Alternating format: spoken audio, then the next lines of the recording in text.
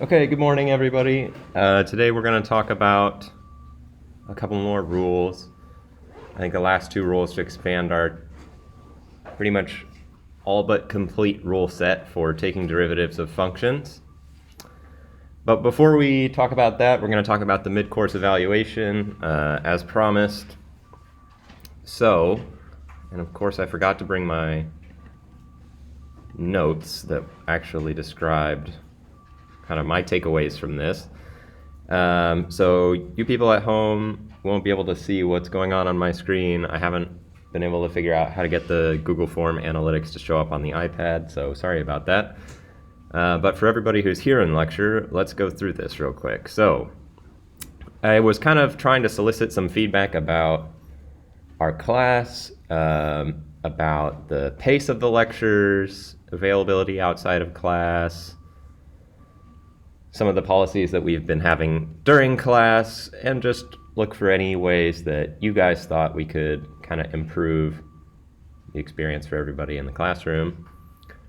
And yeah, some other things. So let's go through the results. The vast majority of people said that the pace of the lecture was, quote, well within their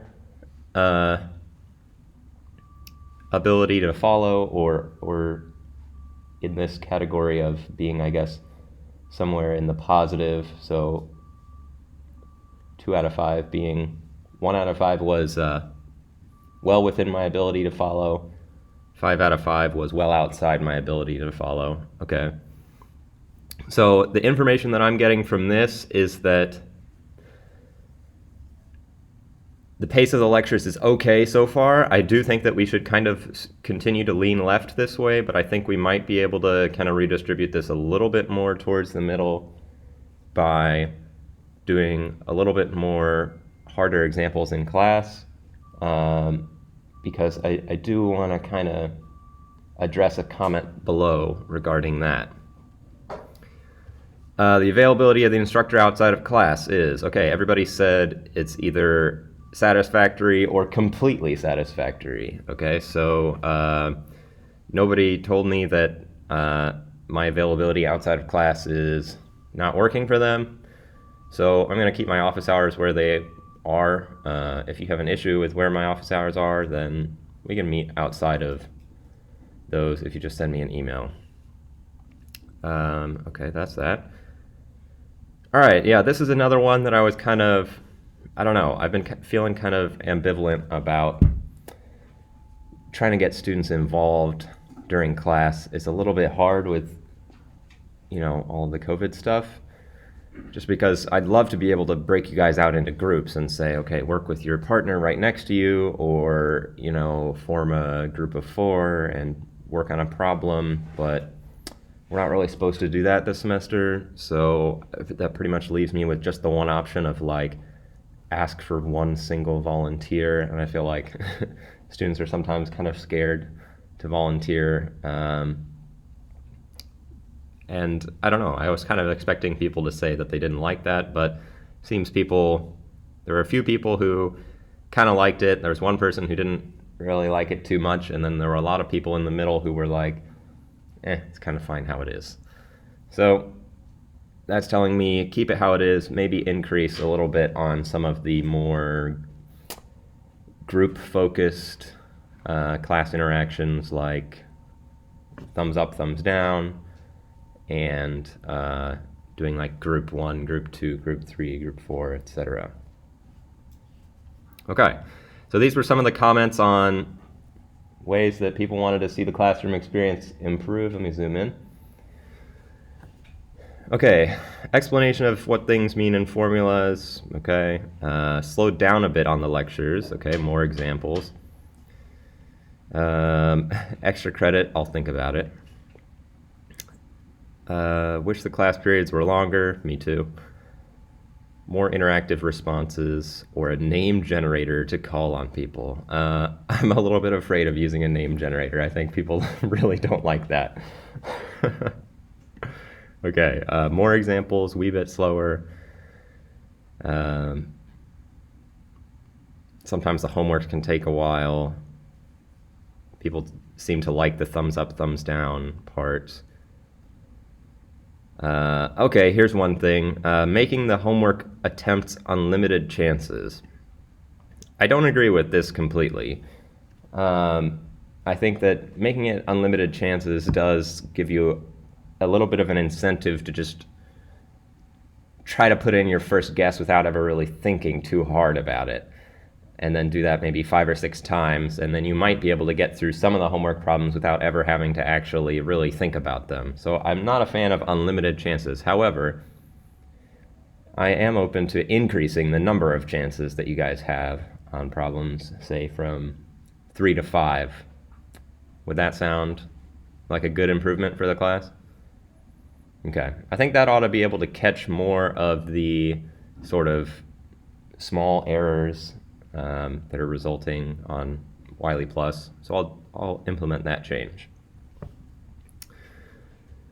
Okay, more links to practice problems. So this is something that I've addressed in some of the emails that I've sent out, or in some of the answers to questions from the exit slips papers, which I post on the Blackboard. There are a ton of practice problems on Wiley Plus. I'll show you how to get there. If you just go to your Wiley Plus page, and you can click this button right here, which says Read, Study, and Practice. Okay, if you go to that, you can click on whatever chapter you feel like you want to brush up on. Say you kind of forgot how to do exponential growth and decay. You can just click on that section. You can do a number of things. You can read the book. Okay, that's what's showing up here. And then at the back of each chapter, you'll find a buttload of problems, like a buttload of problems. And you can see the answers and the worked solutions for a lot of the problems. Okay? So this is where I would recommend you to find extra problems. Okay, positive aspects that people want to continue. People seem to like the exit slips. There were more than one comment about the exit slips. People like the recorded lectures. Note sheets posted in advance is good. Pace is good. Some people say they want to see more easy examples before we move on to harder problems.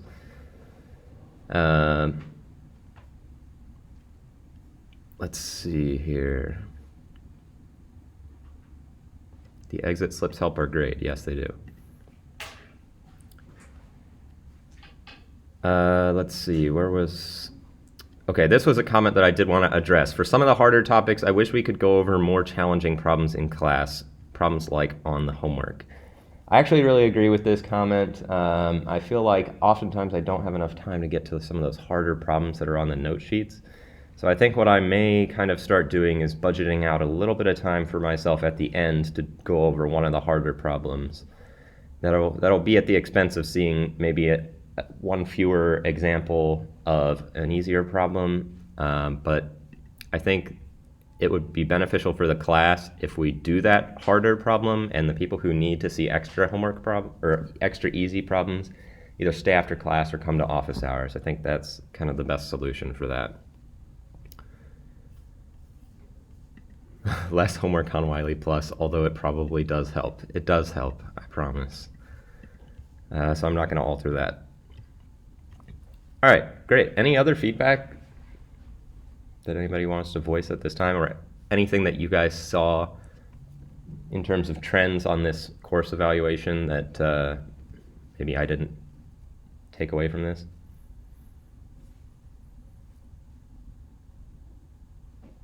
All right. Then we'll jump into the actual lecture. So let's start with the warm-up problem. We've got two problems here, which we want to take the derivatives of these two functions, and to do it, we're going to need to use some of the rules that we've learned so far. Most likely going to need to use the chain rule since we've just learned that. So give them a shot on your own, and then we'll go over them together.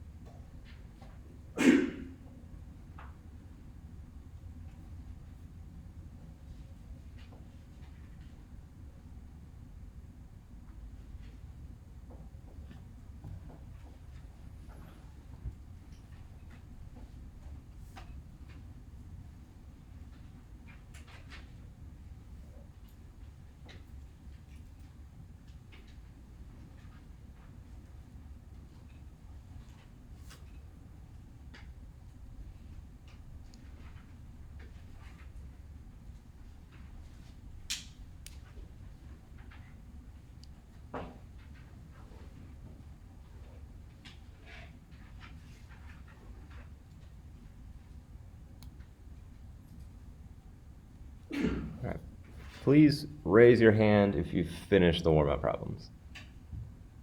Okay, nobody. Need more time. All right.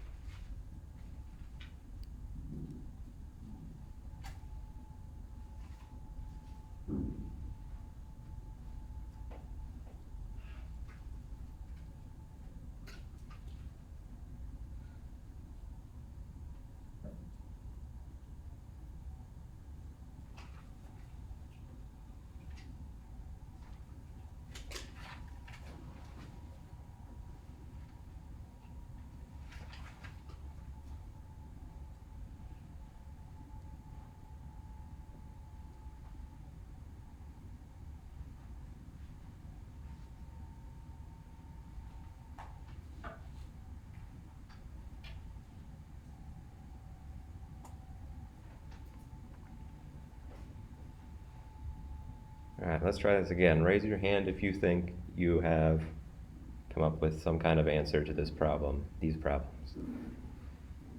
Okay, a few more. Still several people kind of hesitant to raise their hand or leaving their hand down, so maybe we should talk about these in more detail than I had planned. Let's start with A here. This is a classic chain rule example. Okay, I can see that there's a composition of functions going on here. Okay, that's my cue to be thinking I should be using the chain rule here. Okay, so let's see if we can figure out what the composition is. So if we want to say that f of x is equal to, say, g of h of x, okay, some inside function being plugged into another function, let's start by trying to figure out what is the function which is being plugged in to another function. Kevin? 2x squared plus 7x plus 2. All right, do we agree with Kevin? 2x squared plus 7x plus 2. Okay, great. I agree too. 2x squared plus 7x plus 2. That's the function that looks like it's being plugged in for the variable in another function. Okay, what is that other function that we think it's being plugged into? Yasmin? Yeah, we'll use z because just to keep things a little bit more straight. So we would do ln of z. Exactly right. Okay, so we're plugging in 2x squared plus 7x plus 2 for z in the function ln of z. So the chain rule tells us that f prime of x is going to be equal to g prime of h of x times h prime of x. Okay, that's what the chain rule tells us. So the first step we need to do is to figure out what are g prime and h prime. Okay, so g prime of z is going to be equal to the derivative of ln of z. What is it? Yeah, 1 over z. And the derivative of h is going to be, by the power rule, we get 4x plus 7. Power rule and sum rule were used, and derivative of constant. So now we have this nice blue box here, which has this is like our pantry. It's got everything we need to cook up a chain rule derivative. Okay? And we just have to decide which order we're gonna do things and put things into one another, okay? So the first step is to do g prime of h of x. What that says is it says take 2x squared plus 7x plus 2 and plug it in to the function 1 over z, where we just replace z by that whole function. So we get 1 over 2x squared plus 7x plus 2. And the second part here says multiply then by h prime of x. So I'm going to take h prime and I'm just going to multiply it. So I take this whole thing and I multiply by 4x plus 7.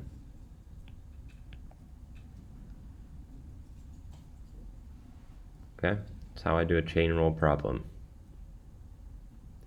So people seemed really confused when I put up these warm-up problems. So let's have a talk about it. Do people feel okay about this? Is there something that's confusing? Yes? Did you want us to make it any more simplified than that, or is that an acceptable answer? That's fine. Yeah, if you want to simplify it, you can write 4x plus 7 over 2x squared plus 7x. It doesn't matter if we relieve it like that. I think it's fine. As long as your answer is equivalent to the quote real simplified answer, I will accept it. It's not maybe the best thing that you could write, but yeah. Okay, I was thinking more questions about the actual content. Anybody have some of those? This feels fine for everyone?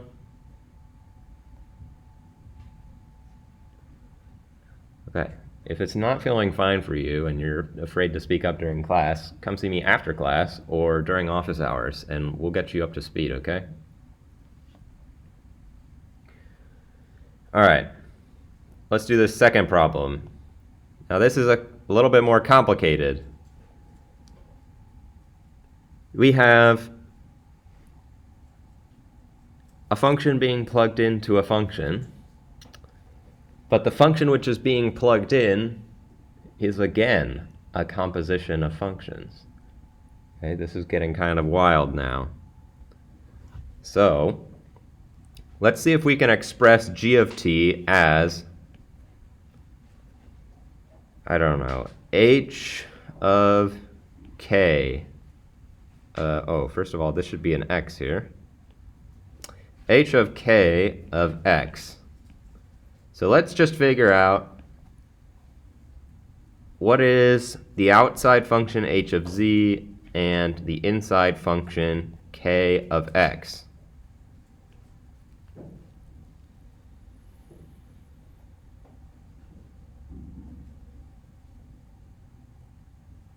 Anybody have ideas for the inside function? What's the function that looks like it's being plugged into another function? Yes? Is it e to the x? Close. It's e to the x cubed. That's the inside function. And that's being plugged into another function, What's the other function? The outside function. Alice? Z to the 1/2. Yeah, z to the 1/2. Very good. I like that you put it that way too. Okay, so here's the trouble of this one. Okay, we know that when we do g prime of x, it's going to be equal to h prime of, leave the inside alone,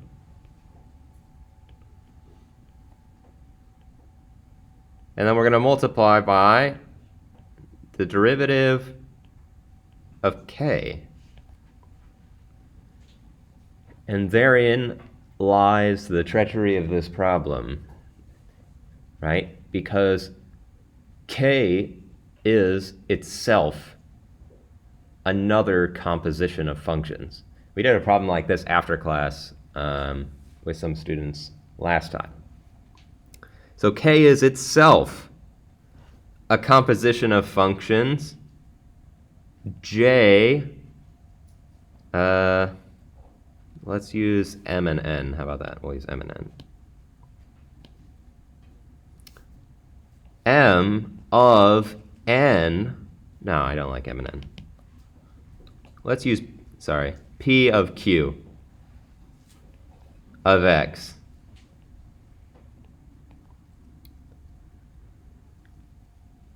So, when I write down the derivative of k of x here, what I really mean is do the derivative of p of q of x. And when I do that, this whole thing is going to be equal to h prime of k of x times p prime of q of x times q prime of x.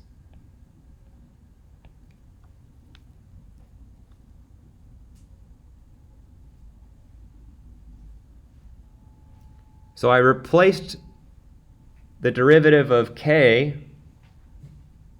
by this chain rule here, p prime of q of x times q prime of x. Okay, it's just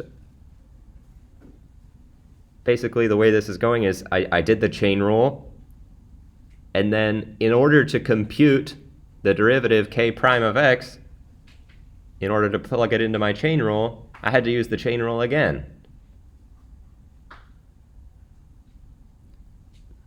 All right, I'm going to run out of space here. And I'll move some of this stuff up a little bit. So let's figure out what p and q are. So p of z and q of z. Q of x. We'll use q of x. Sorry, I'm making a lot of letter mistakes here. All right, what do we think the inside function q of x is if we consider e to the x cubed to be our composition of functions?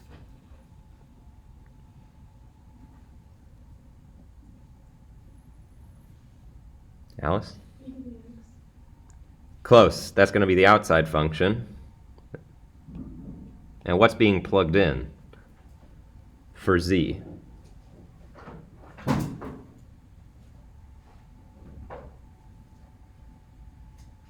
If I plug in something for z and I get e to the x cubed, you know what it is? X cubed. Yeah, x cubed. That's what's going on here. Okay, so this is another one of those ones where it's kind of a little bit trickier to see which one's the inside and the outside function. I think it's because of the lack of parentheses. You guys, or I shouldn't say you guys, I should say calculus students tend to like chain rule problems where there's parentheses. It's easy to see, oh, well, the inside function's just whatever's in the parentheses, right? Well, if you see e to some power x cubed, you can kind of think of it as like having parentheses right here. Okay, the power is going to be your inside function.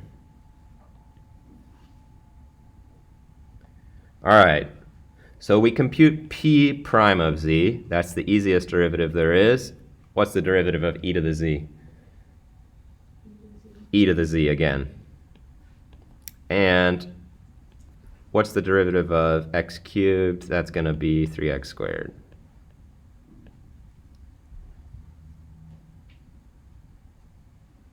Okay. We need two more things here. We need, man, I really wish I had a little more space here. We need also h prime of z and k prime of x. Actually, we don't need k prime of x. Just h prime of z. So I do the derivative of z to the 1/2, I get 1 over 2 root z.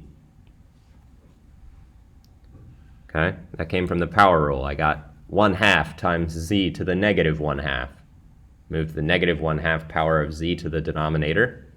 It became a positive 1/2 power, so I wrote it as square root of z in the denominator. Okay, and now all that there's left to do is take everything in my blue box here and get it plugged in to my formula down at the bottom. So first up, I'm going to take h prime and I'm going to plug in k of x. So I take e to the x cubed and I plug it in for z in h prime. So I get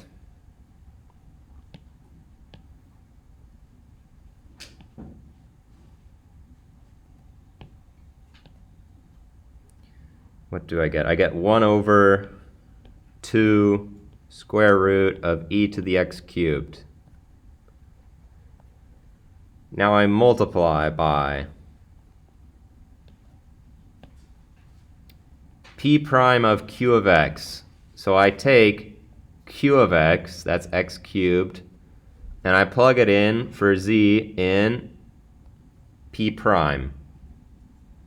That's e to the x cubed.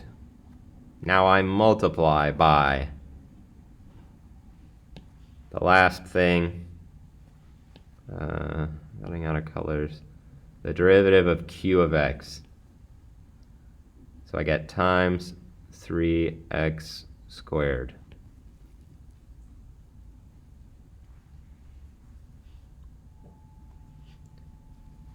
Chain rule in a chain rule. Yeah, people don't like chain rule in a chain rule. That's what I'm getting. That's the vibe I'm getting from the class. Are there any questions about this problem? I tried to go through it fairly meticulously, but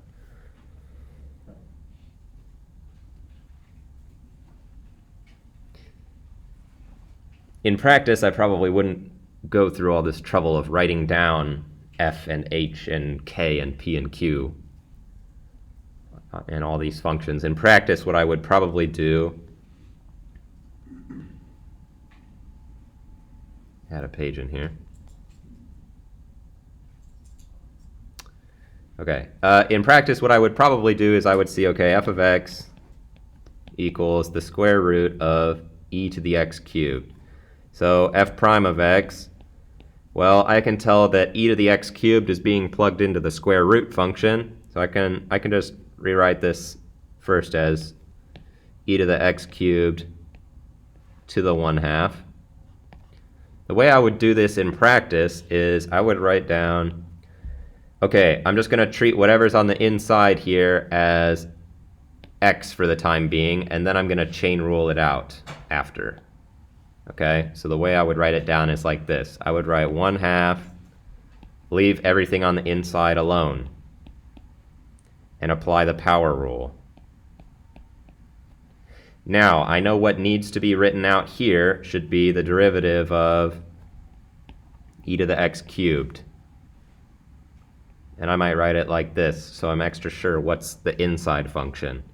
Well, I know the derivative of e to the z is just e to the z, so I would write this as 1/2 e to the x cubed to the negative 1/2 times e to the x cubed, and I would just then remember that I now need to chain out the derivative of x cubed.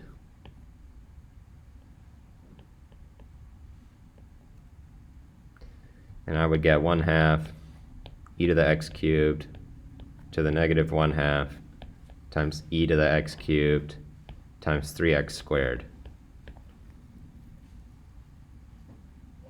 That's how I would do that problem in practice. But that's because I've done a lot of chain rule problems, and you kind of get the hang of this process after a while. Okay, it's going to take some practice, which is why I'm going to assign homework on this.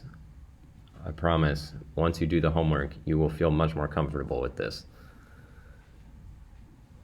Okay, until you can recognize how to do it this way, I recommend that you continue writing out the composition of functions, write it down as like L of k of m of x, and then write down the derivatives using the actual rule, because that way we'll never fail.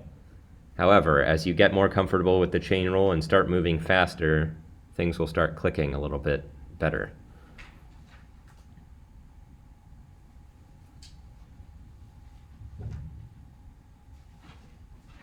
All right, well, we're nearly done with class, and we haven't even started yet.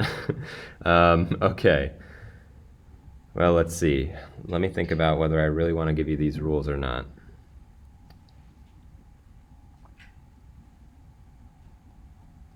All right.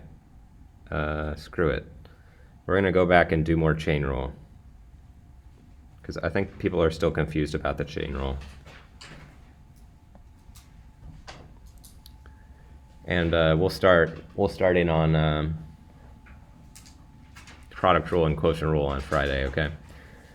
So this means that I'll probably wind up using our review day as a catch-up day, by the way, which means that I'll probably post a review session to the YouTube channel asynchronously that you guys can watch on your own time. Okay, that's probably what we're going to have to do. But I really want to talk about this chain rule stuff because it's so important. So let's practice with this problem here, okay? We're not going to do this one. That's a disaster.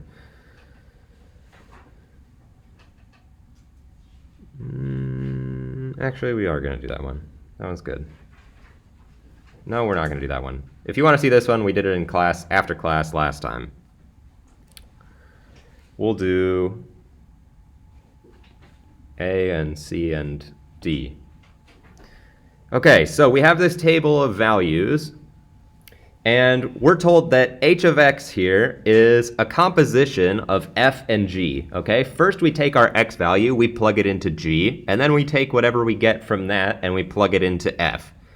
Okay, we've done some practice problems already at the beginning of the semester with how to compute, say, h of 2. The way we do h of 2 is, okay, we just do f of g of 2. And then what we would do is we would just take this value 2, we would find it on the x values, we would go down to g, so g of 2 is 3 here. So then we would write that this is equal to f of 3.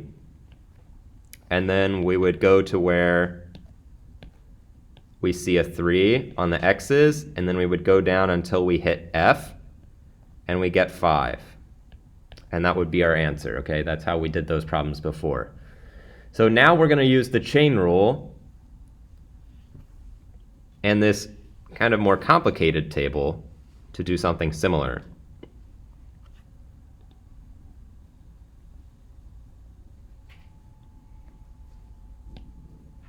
Okay, so if h of x is equal to f of g of x, we want to know what h prime of 2 is. Before we can get going on figuring out what h prime of 2 is, we need to have some understanding of what h prime of x is. So let's write that down first. What should go on the right-hand side of this equal sign?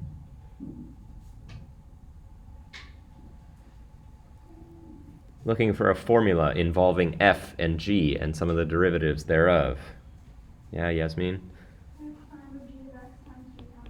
Exactly. F prime of g of x times g prime of x. That's what h prime is. That's the definition of the chain rule that we learned last time. So, if we want to do h prime of 2, what we should do is f prime of g of 2, and then we should multiply that by g prime of 2.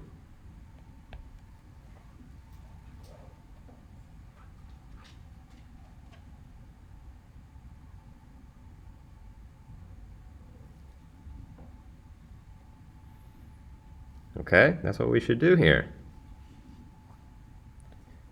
And now each of these things here, this one and this one, are just like that problem that we just did where we used the table and found some values and plugged them in. Okay, so let's start with the first one. First we have g of 2, okay? So I go to where x is equal to 2. That's right here. Then I'm going to scroll down until I find f prime, g of 2. That'll be this value right here, this 3 here. Okay, so I can rewrite this as f prime of, well, g of 2 we found out was 3. Now I'm going to multiply by the next thing here. We'll do blue. G prime of 2. Again, I'm going to go to where x is equal to 2, and this time I'm going to scroll down until I find what g prime is. It's also 3. Now the last step I need to do is f prime of 3. So I go to where x is equal to 3. And I scroll down until I see what f prime of 3 is. That's 5.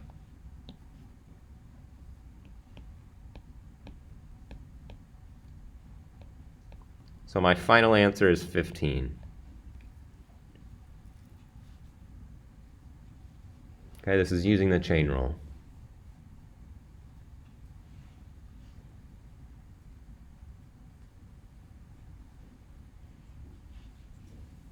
Any questions about that problem?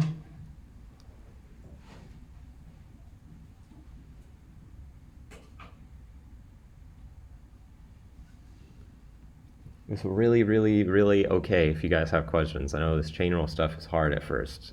I just want to, if you have a question, I guarantee you other people in the class have the same question.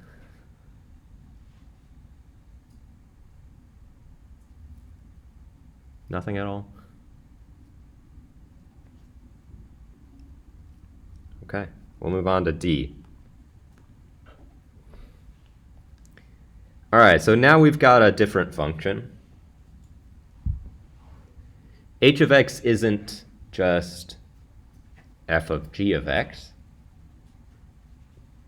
It's f of g of x squared. So,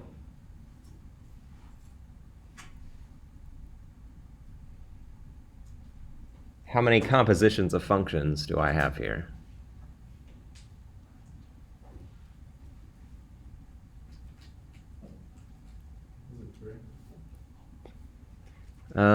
Let's see. I guess it's a little bit of a weird question. There's 3 functions, so we would call that 2 compositions. Yeah, I worded my question a little bit poorly. There's 2 compositions going on here. First, we're plugging in g of x into the function f of z.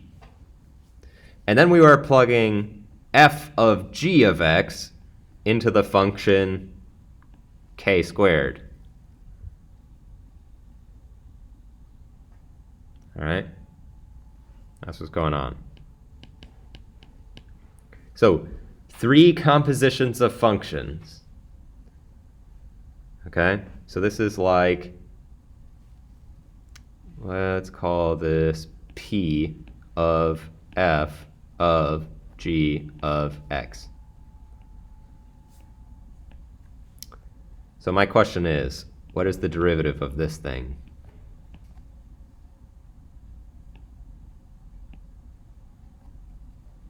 We have three functions all put together.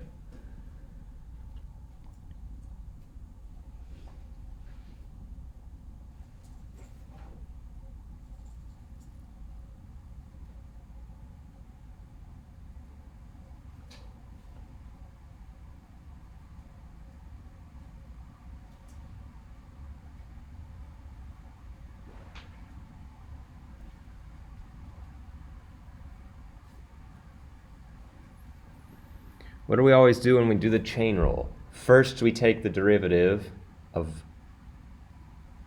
blank.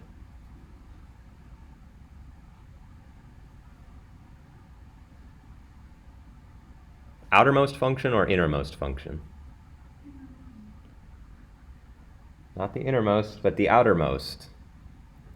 Okay, let's go through this together. What we should do here is P prime. Then I treat the entire inside as I just leave it alone.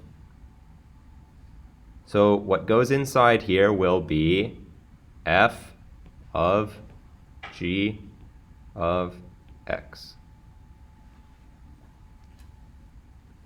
I do the derivative of the outside function, and I plug in my original inside function. Okay? Derivative of the outside function, plug in the original inside function. Now, I need to multiply something here. Can someone put words to, not what the answer is, but what should go in this blank? Ryan? The derivative of the inside function? Yeah, the derivative of the inside function, where the inside function is a composition of functions. What should go here is the derivative of f of g of x. Okay? That's what should go in right there. Now my point is, to evaluate this purple part, we need another application of the chain rule. Okay? So we get P prime of f of g of x times the derivative of f of g of x. What should that be?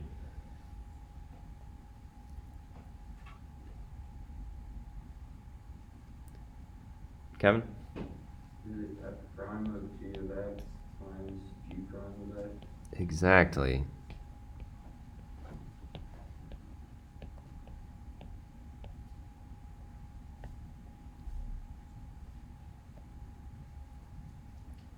Okay, that's what we should do.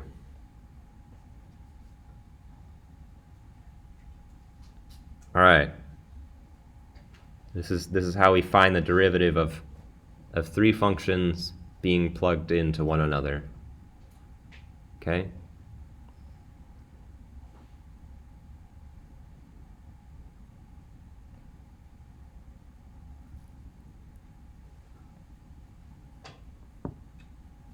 All right.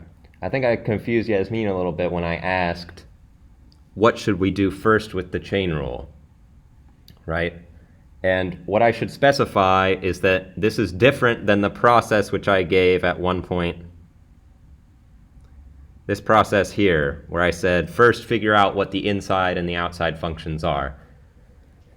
If we were given a problem where we had explicit functions, she'd be exactly right, and we should start on the inside first and figure out what the inside function is. However, since we were given a problem where we already know the name of the inside and the outside function, okay, we kind of skipped straight to step 3.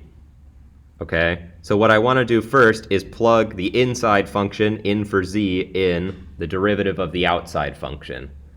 Okay, so when I said we should do the derivative of the outside function first, I mean we should take the derivative of it, plug in regular g of x.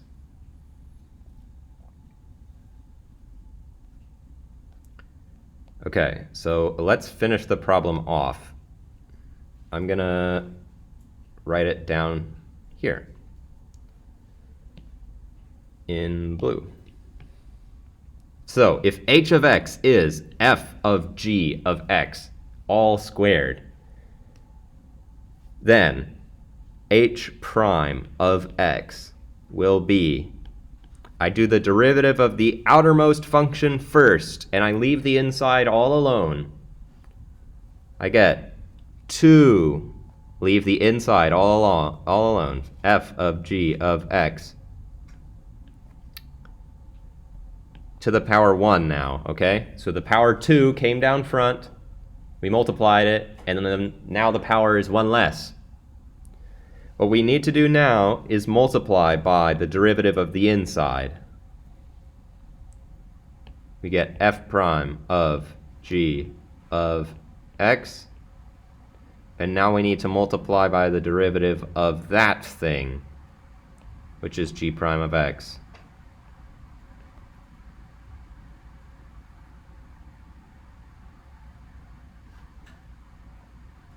I should really specify that that is a 1 there, not a prime. Okay, that's, yeah, Ryan? How'd you get the 2? So the 2 came down from this power here. So we originally had f of g of x being plugged into the function. We kind of treat this whole thing like z. So it's kind of like z squared, okay? So when we did the derivative of the outermost function, it was just a power rule.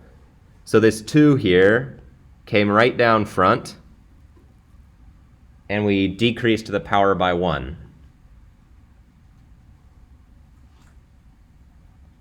So that's where the 2 came from. Any other questions? Oh, I'm 3 minutes over time. Okay, well, all that's left to do here is plug in using the table, okay? But this double composition of functions is kind of important, so yeah. All right, we'll do product rule and quotient rule next time, yes? Ooh, good question. I'll email you guys about what to do for your exit slip, okay? Probably I'll just make an extra one, and I'll extend the other ones or something like that. Yeah. So for a problem like this, Mm-hmm. would this be right? I was like trying to figure, or would there be a next process? This is for the 3.1 and 3.2 homework. Mm-hmm. But I don't think there's chain rule.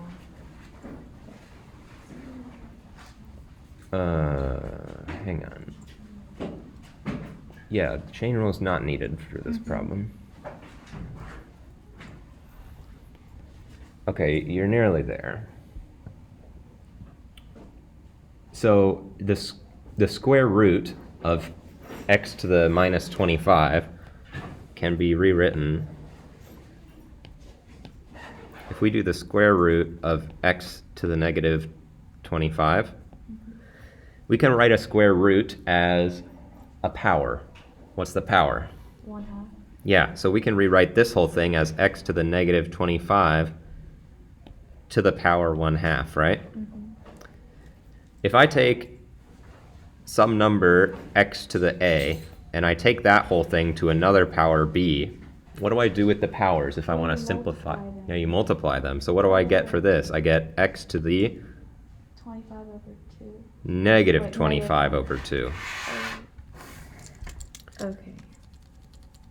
You know where to go from there? Well, this looks like x to some number, right? Yes. So how do we do the derivative of x to some number? Then you put this up front and you subtract 1. Yeah, just do the power rule. So you'd get negative 25 over 2 down front, and what would the power become? You subtract 1. And you would get? Oh. So- I don't know, but I'll figure it out. Negative 25 over 2 minus 2 over 2. So negative Oh, 25 minus so that's 2, negative 23. negative 27. 27. Gosh, okay, thank you. Okay, Negative 27. great. over 2. Thank you so much. Yep, no problem. To finish Uh-huh. this problem, would you just plug in 2 for like the x's and then like keep on going through the... Yeah, you guys want to see the end of the problem? Okay. Yeah, so we'll do the end of the problem. Have a good day. Yep, you too. So now what we want to do. Okay, I'm gonna erase all this jazz, and I'm gonna move things up so that I have a bit more room, because I'm completely out of. Oh, I shouldn't erase that part. Okay, whatever, it's fine. I'll rewrite it. Okay, so we decided that h prime of x should be equal to 2 times f of g of x. So that's where we left the inside function alone, and we used the power rule on, we treat this whole f of g of x kind of like z. So we did the power rule 2 times z to the power 1, and now what we need to do is kind of multiply by the derivative of the inside, which will be f prime of g of x times g prime of x.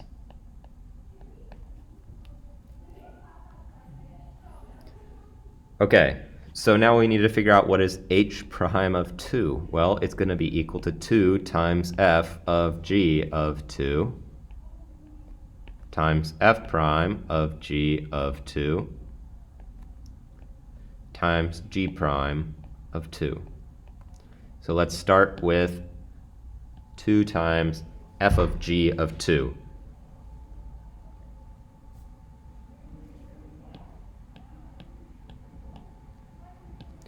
So the first thing I do is I go to where x is equal to 2.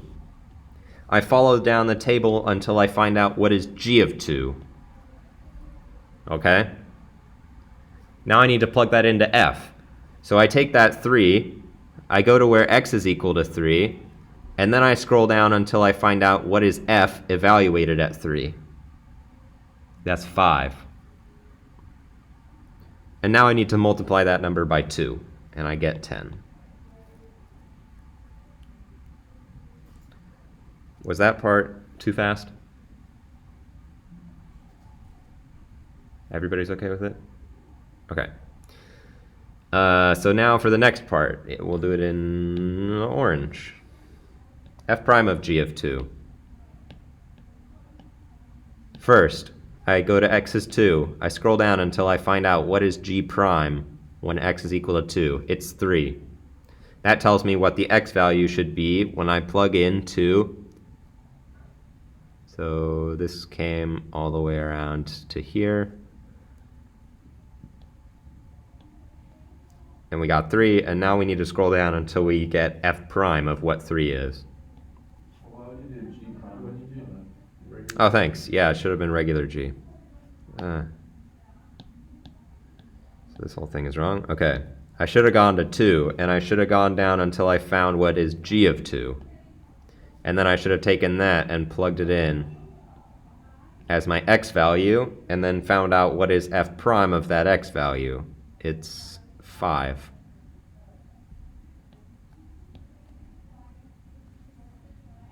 Okay? So that's times 5 now. Did I do it right that time? Okay. Lastly, we have to multiply by g prime of 2. So that one's pretty easy. We just go find x equals 2, and we scroll down until we find out what is g prime of that stuff. It's 3. So my answer is 150. Okay? 150.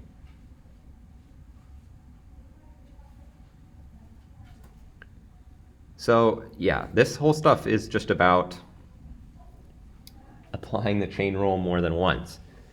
And the trick is to sort of fix the inside as its own function at any given time. Okay, so if we have a composition of functions, we could draw a picture which looks like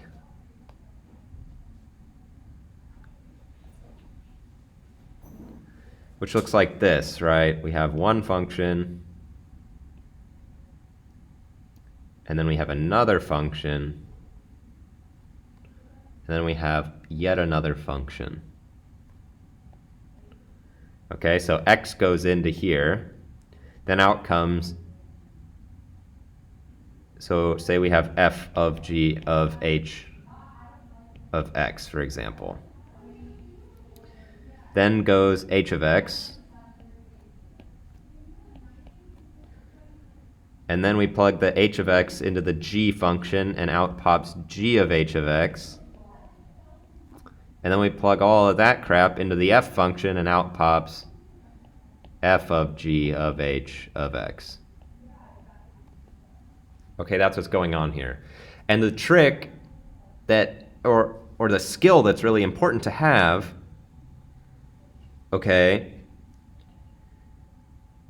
is to consider different layers of functions. Okay, so the first thing that we consider is actually what's going on here. We're plugging g of h of x into f of x, and what we're going to do for the time being is we're going to put all of this into its own box and consider that as its own function. Okay? So the derivative of this thing should be, if we call this maybe m of x, and we call m of x, that's g of h of x. If we just had a two-box system, we know how to do the chain rule well. If we only have two functions being composed, that's the part that I think most of the class gets. If we have f of m of x, then its derivative of that, derivative of f of m of x, if we just have two functions, I think most people are comfortable doing this part. We just do the derivative of the outside, leave the inside alone, and then we multiply by derivative of the inside. Okay? That's what we're doing here. So the trick is to consider this purple box as like kind of its own thing and ignore the fact that underneath the hood there's multiple functions going on. Okay? So now if we want to do this m prime of x, all we do is dive under the hood and consider what would things be like if our entire picture was just what's in this box and we didn't even think about what's happening with f. And if we just had x going into h going into g, well, that's like doing, f prime of g of h of x, because remember, that's what m of x really is doing. So I just replaced m of x here by g of h of x. And now I need to multiply by the derivative of g of h of x. And that's a simple chain rule. Just two functions being composed one time. And that one we know how to do. So I just leave everything else as it was before. And I multiply by whatever the derivative of that crap would be. Well, it would be g prime of h of x times h prime of x. Okay, that's what's really going on here. So, understanding sort of the different layers of functions and understanding that you can treat a composition of functions as a function in and of itself. are the important skills here. The fact is, we can put the whole machinery of h in g into a box and slap an m on it and say, okay, this is the m function and this is what it does. Something goes in this side and something else comes out the other side. That's what it means for something to be a function. And it doesn't really matter that there's multiple things going on underneath the hood or sort of inside the box. We can just say, I don't care what is going on inside. I just know that something goes in and something comes out, and there's a rule for what's going on. It's consistent. Okay, so we simplify our situation in that way. I'm trying to kind of present this from like several different angles so that you can like see the idea of what's going on. I'm kind of like dancing around it, trying to give you a 360 view. This helps Is it? to understand like how to do that for the Mhm. functions. I think it's just more setting up the different compositions that it is playing. Yeah, I'm playing a little bit fast and loose with these letters here, and you know, there's only so many letters that you can use for functions before we start getting into the Greek alphabet, and I don't think anybody's going to appreciate that.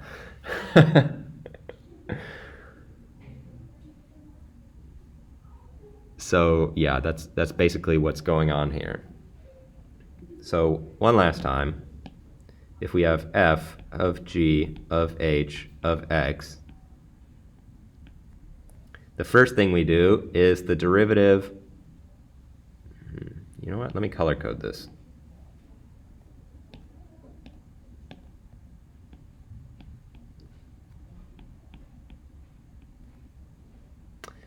The first thing we do is just the derivative of the outermost thing. And we leave g of h of x completely alone. And then we multiply by the derivative of that inside thing.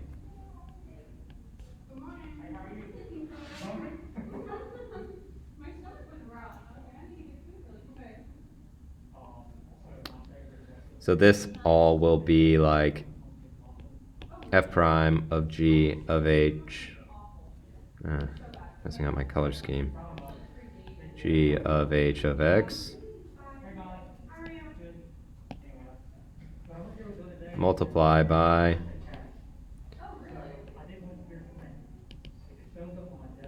g prime of h of x, and then we'll multiply out by the derivative h prime of x.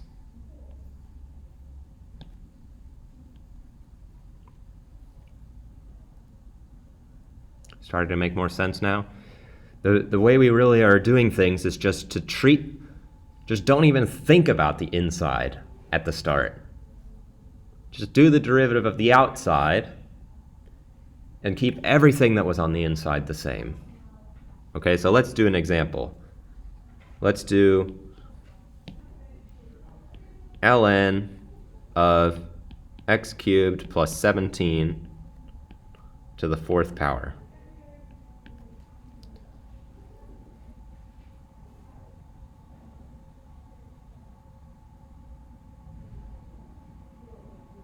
Okay, so we're doing two compositions here. The innermost function is x cubed plus 17. The middle function is do whatever you plug into that to the fourth power. And then the outermost function is take the ln of whatever you get after doing all of that.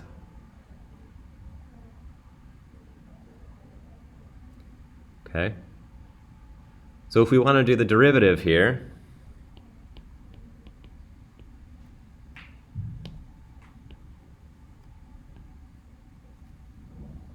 derivative of all of that,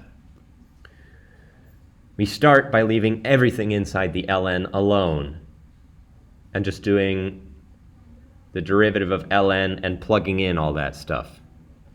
So what's the first thing that I have? Is it 1 over x cubed plus 17 to the fourth power? Exactly. And now I should multiply by something. What I should multiply by should be the derivative of everything that we just plugged in. Okay? Except that is again itself a composition of functions. So what should I write next?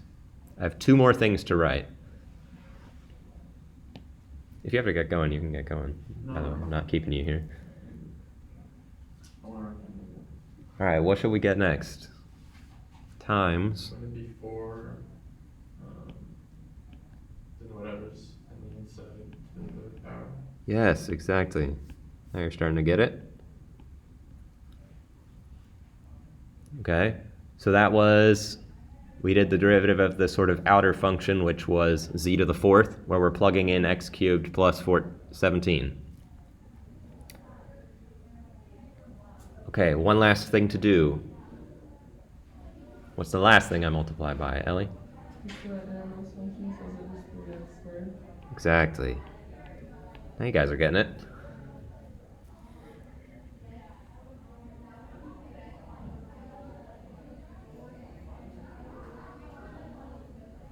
That's it.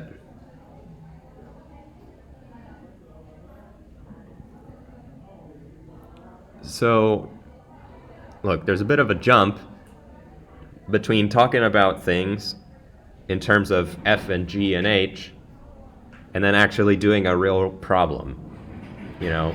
And once we get complicated like this, it's not really feasible to write down what is f and g and h and q and p if you have like 5 different functions all being composed. For example, if we wanted to do the derivative of e to the x, no, let's make it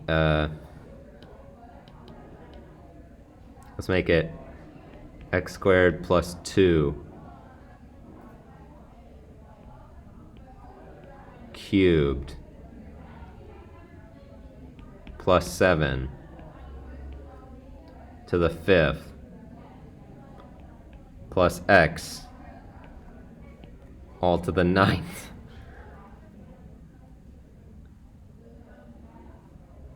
Okay, there's like 6 different functions here, all being composed with one another. And it's just not going to be feasible for us to write this down as f of g of h of q of p of x and then find all those derivatives and then plug them all in to a function. It's just going to be so much work. What we're going to do instead is just start doing the derivative. So if we're doing the derivative here, we start with the outside. First we get 9. We write everything on the inside exactly how it was. To the 5th power plus x all to the 8th. And now we should multiply by the derivative of the inside. Well, it's going to be 5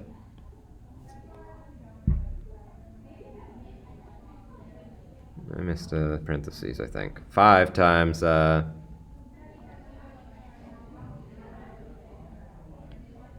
squared plus 2 cubed plus 7 all to the 4th power plus 1. And now we have to multiply by, actually no, not plus 1 just yet.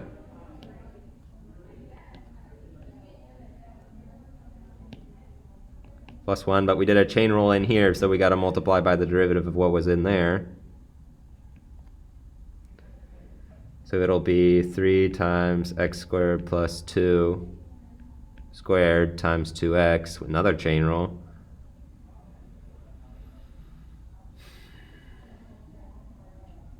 So do you do the plus x first or the to the 5th first?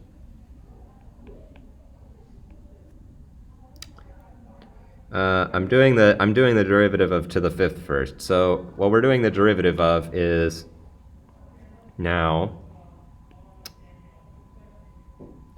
this. So x squared plus 2 cubed plus 7 all to the 5th power plus x.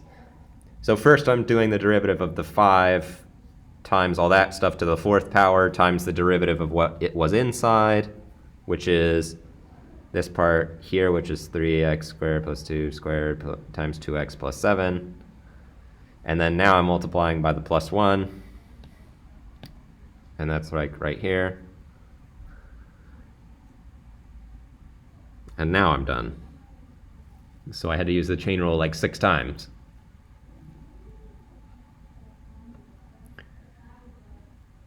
But the trick is to just keep things straight and treat them individually.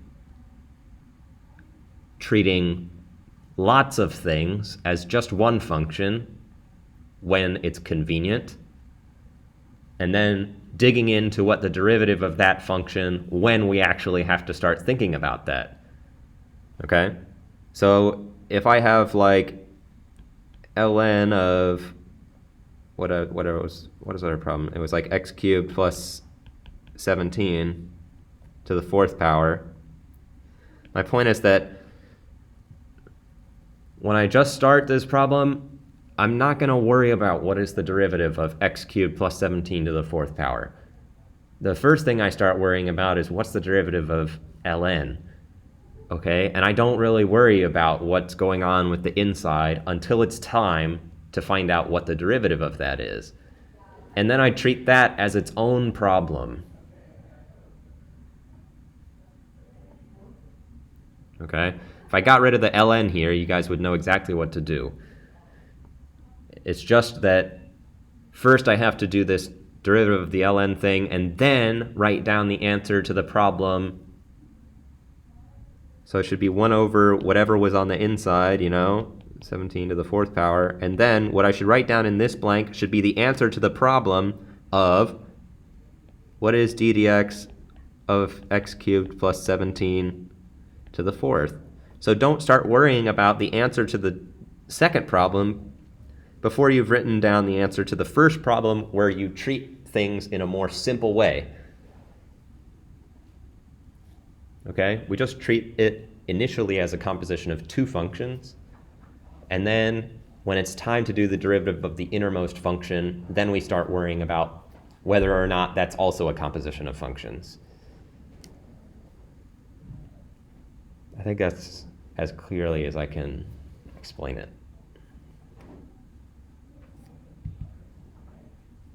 Okay, I have to go now, so we'll stop the recording.